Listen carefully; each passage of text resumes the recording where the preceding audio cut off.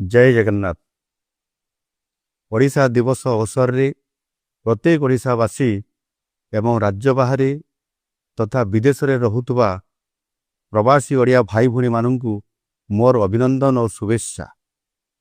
महाप्रभु श्री जगन्नाथों आशीर्वाद रे ओडिशा आज एक स्वतंत्र राज्य भावरे 90टी गौरवमय वर्ष अतिबाहित करी विकास पथरे आगे चली।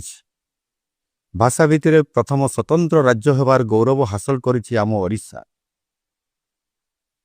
एभली उपलब्धि हासिल पई आमर बरपुत्र माने अनेक संघर्ष करथिले। एही अवसर रे समानक प्रति मोर भक्तिपूत श्रद्धांजलि अर्पण करुछि।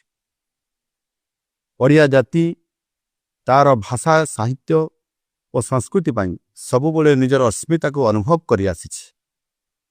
जगन्नाथंकर भक्ति रे ओडिसी संगीतर रागरे एवं